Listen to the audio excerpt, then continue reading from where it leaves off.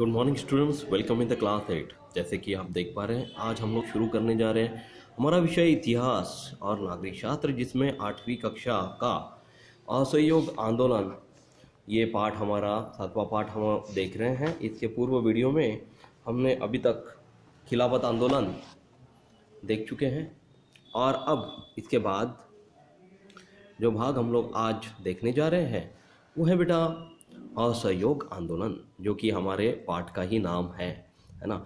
अब ये जो असहयोग आंदोलन है ये क्यों शुरू हुआ, ये इसके बारे में आपको ज़्यादा बताने की तो ज़रूरत है ही नहीं, क्योंकि आपको बहुत अच्छे से पता है कि अंग्रेज़ सरकार हमें सहयोग देने में असफल थी और वो हमारे कानून को मानने के लिए भी तैयार नहीं थी और वो हमें कोई मदद भी नहीं देना चाहती थी। बस गुलामों की तरह रहो, हमारी बात सुनो और हमारी मर्जी मानो, यही बात के विरुद्ध भारत सरकार और हमारे गांधी जी ने आवाज़ उठाई, उन्होंने आंदोलन किए। उसी में से एक बड़ा आंदोलन था असहयोग आंदोलन।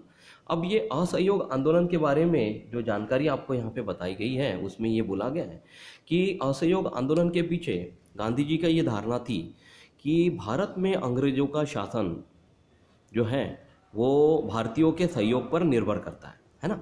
यानी कि यदि भारतीय सैनिक, भारतीय लोग अंग्रेज़ों को मदद करते हैं, सहयोग देते हैं, तो उनका शासन हमारे भारत देश में बना रहेगा।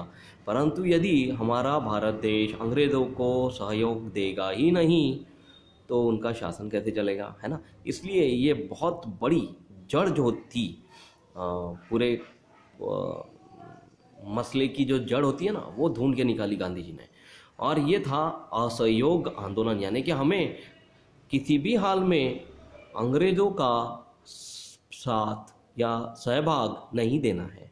यदि भारतीय अंग्रेजी शासन के साथ अपूर्ण सहयोग कर दें तो उनका शासन धराशायी हो जाएगा, और इस उद्देश्य को लेकर उन्होंने जनता को असहयोग आंदोलन में सम्मिलित होने का आह्वान किया।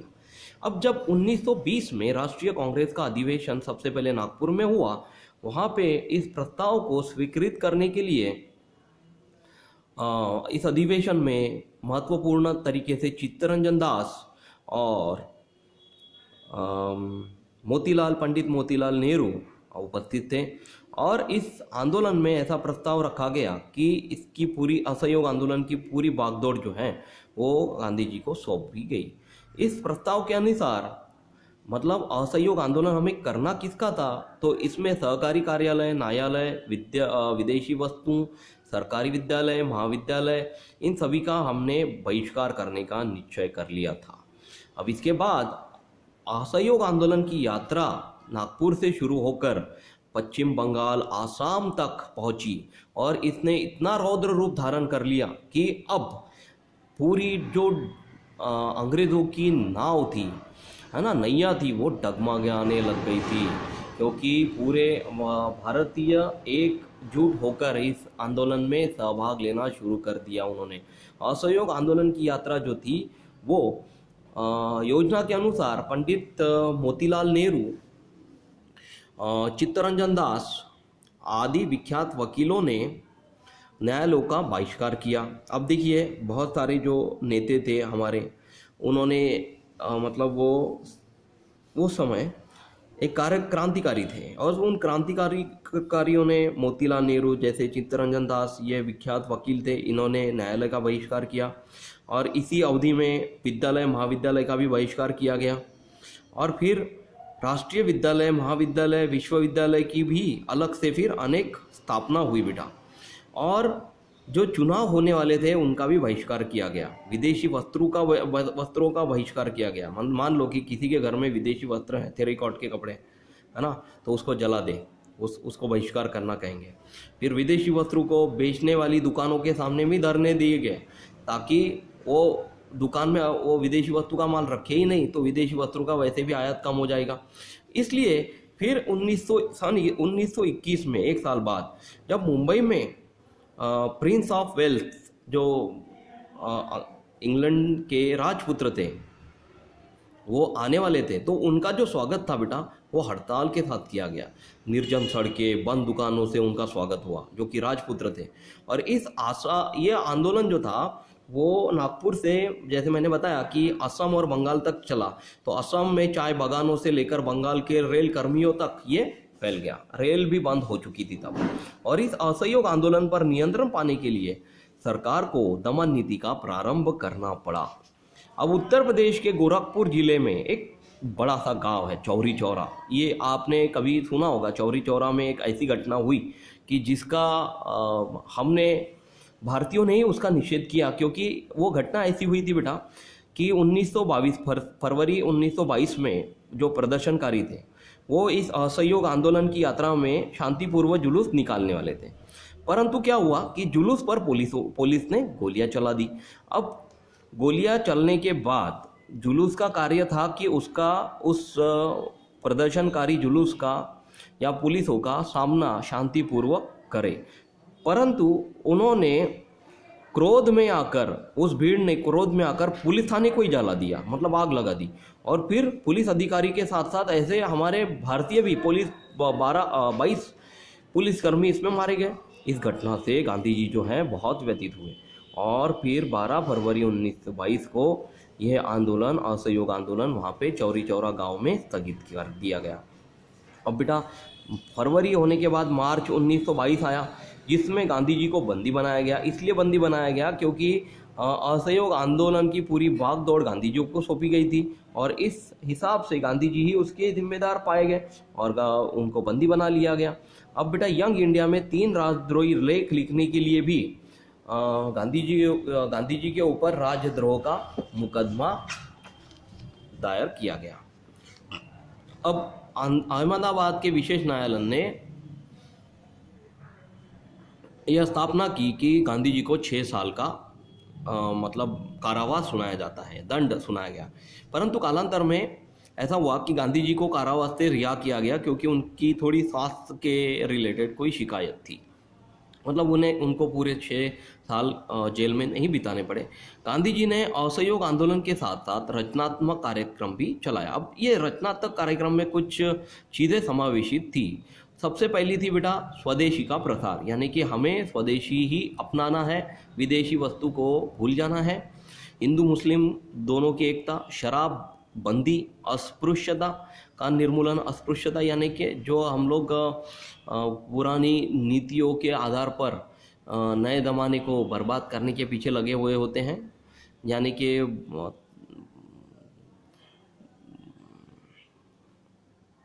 पिछड़ी बातों पर जो हमारे घर का, हमारे समाज का जो इंसान उसको तबाह कर देता है, अस्पृश्यता निर्मूलन उसको कहते बेटा। यानी कि अधर्मी लोगों का साथ देकर वैसे उनके मुताबिक चलना, ये गलत बात है। फिर खादी का प्रचार, राष्ट्रीय शिक्षा जैसी बातों का इसमें समावेश था। इस रचनात्मक कार्यक्रम के फलस्वरूप ग्रामीण क्षेत्रों में राष्ट्रीय आंदोलन अधिक व्यापक बनाया गया। ठीक है, मतलब ग्रामीण क्षेत्रों में गांधी जी का कहना था कि ग्रामीण क्षेत्रों में चलो, वहाँ का विकास करो, इसलिए वहाँ पे भी यह आंदोलन बहुत ज़्यादा तीव्र हुआ। अब इसके बाद हम लोग चलते बेटा स्वराज्य पार्टी की तरफ। स्वराज्य पार्टी में जैसे आपको पता है कि राष्ट्रीय कांग्रेस के जो चित्तरंजन दास थे, मोतीलाल नेहरू थे, ये वरिष्ठ वकील थे, विख्यात वकील थे। उनको सरकार को घेरने के लिए विधान मंडल में प्रवेश पाने का विचार उन्होंने किया हुआ था। तो 1922 ईस्वी सन में राष्ट्रीय कांग्रेस के अंतर्गत स्वराज्य पार्टी की एक स्थापना की गई। 1922 में ये स्वराज्य पार्टी का महत्वपूर्ण उद्देश्य ये था कि जो मांगे सरकार ने रखी हुई थी, उन मांगों को पूरा करना है अंग्रेज सरकारों को। अब इसकी मांगे कौन कौन सी थी? तो 1923 ईस्वी सन में चुनाव के केंद्रीय और प्रांतीय परिषदों में स्वराज्य पार्टी के अनेक प्रत्याशी चुनकर आए। मतलब 1923 में स्वराज्य पार्टी के बहुत सारे जो क्रांतिकारी थे वो इस आंदोलन में सहभाग लेने वाले थे। वो कौन कौन चुन के आए? वो थे बेटा मोतीलाल नेहरू, मदन लाल मालवीय, लाला लाजपत राय और केलकर का समावेश इनमें था। जब देश में राजनीतिक आंदोलन ठंडा पड़ गया तब स्वराज्य पार्टी के विख्यात स्वराज पार्टी ने विधान परिषदों में संघर्ष किया। राजनीतिक आंदोलन क्या हो गया बेटा, कुछ दिनों बाद ठंडा पड़ गया और फिर विधान परिषदों में भी संघर्ष होना चालू हो गया। उन्होंने विधान परिषदों में सरकार की अन्यायकारी नीतियों का भी बहुत प्रखरता से विरोध किया। भारत में आगामी समय में उत्तरदायी सरकार पद्धति देने की मांग की, मतलब हमारी मांगे मान्य करो, हमारी मांगों को न्याय दो, ऐसा स्वराज पार्टी के अधिकारियों की मांग थी।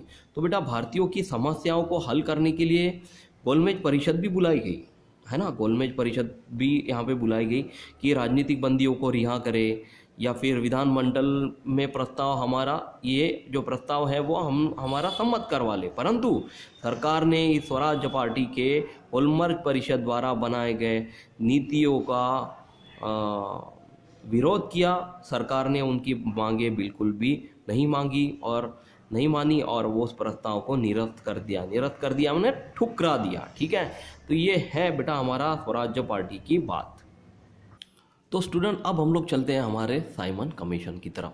जैसे कि आपको पता है 1919 ईस्वी सन में जो मॉन्टेग्यू चेम्सफोर्ड कानून स्थापित किया गया था, उसमें किए गए सुधार असंतोषजनक थे। मतलब उसमें जो सुधार हुए थे उससे कोई भी संतुष्ट नहीं था भारतीय, और अंत भारतीय जनता में असंतोष व्याप्त हुआ। अब इस वजह से अंग्रेज सरकार ने एक नया नियम लागू किया, उसको कहते हैं बेटा साइमन कमीशन। सन 1927 ईस्वी सन में सर जॉन साइमन जो कि एक अध्यक्ष था, उसकी अध्यक्षता में एक कमीशन नियुक्त किया गया। अब ये कमीशन क्या था, तो यहाँ पे इस कमीशन द्वारा आपको यहाँ पे बताया गया बेटा, यहाँ पे देखिए साइमन गो बैक लिखा हुआ है, इस चित्र में आपको दिखाई देगा साइमन गो बैक, यानी कि इस कमीशन में जो 7 सदस्य नियुक्त किए गए थे उनमें एक भी भारतीय सदस्य नहीं था। अब भारतीयों को असंतोष तो पहले ही उनके मन में था, पनप रहा था, परंतु भारतीयों को इस कमीशन में बिल्कुल भी जगह नहीं देना, ये भारतीयों को बिल्कुल भी पचने वाली बात नहीं थी, अच्छा ही नहीं लग रहा था। क्योंकि साइमन कमीशन का अगर आपने स्थापना की हुई तो कोई ना कोई भारतीय इस दल में सम्मिलित करना बहुत ज़रूरी था, लेकिन अंग्रेज़ों ने ऐसा नहीं किया। तो इस साइमन कमीशन का बहिष्कार हम भारतीयों ने करने का निश्चय किया बेटा।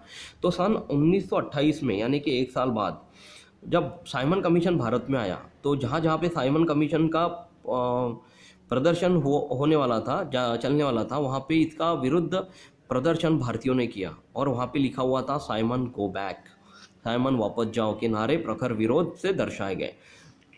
अब बेटा प्रदर्शनकारियों में हमारे बहुत बड़े क्रांतिकारी यानी कि लाला लाजपत राय भी थे। इनकी उम्र देखने के बाद लगता है कि इनकी उम्र ज़्यादा बहुत कम तो नहीं है और ज़्यादा भी नहीं है, परंतु इनका नेतृत्व, लाला लाजपत राय के नेतृत्व में लाहौर में साइमन कमीशन के विरुद्ध एक प्रदर्शन किया गया। इस प्रदर्शन ने पुलिसों ने लाठी मार किया बेटा, और लाठी मार में बहुत सारे हमारे भारतीय जो थे वो उनको नुकसान पहुंचा और वो हताहत हो गए, उनको अस्पताल ले जाना पड़ा। और उसमें से उद्दंड पुलिस अधिकारी ने, मतलब सैंडर्स ने, लाला जी की डायरेक्ट छाती पर ही लाठी का प्रहार किया था। और इस प्रहार की गूंज पूरे भारतवर्ष में होने लगी, परंतु इस लाठी का प्रहार इतना ज़बरदस्त था कि उससे कुछ दिनों बाद कालांतर में लाला जी का निधन हुआ। परंतु निधन होने के पहले उन्होंने बताया कि इस हमले के बाद लाला जी ने कहा कि लाठी की प्रत्येक चोट के साथ ब्रिटिश साम्राज्य के ताबूत पर एक एक कील ठोकी जा रही है। मतलब जो ब्रिटिश सरकार है वो कमज़ोर होती जा रही है। हमारे बुलंद हौसले को ब्रिटिश सरकार किसी भी हिम्मत से कम नहीं कर सकती। हमारा हौसला ऐसा ही बढ़ता रहेगा और हम प्रदर्शन इससे भी ज़्यादा तेज़ी से करते रहेंगे। ये था हमारे लाला लाजपत राय का आखिरी वचन और यहाँ उनका निधन हुआ, है ना। इसके बाद जैसे हमने आज साइमन कमीशन देखा हुआ है, इसके बाद हमें अगले वीडियो में नेहरू प्रतिवेदन रिपोर्ट ज़रूर देखेंगे। तब तक जितना भाग मैंने आज आपको पढ़ाया हुआ है स्टूडेंट, वो अच्छे से आप लोग पढ़ के रखिए और इसे याद रखिए, लर्न करिए। Thank you class, take care, bye.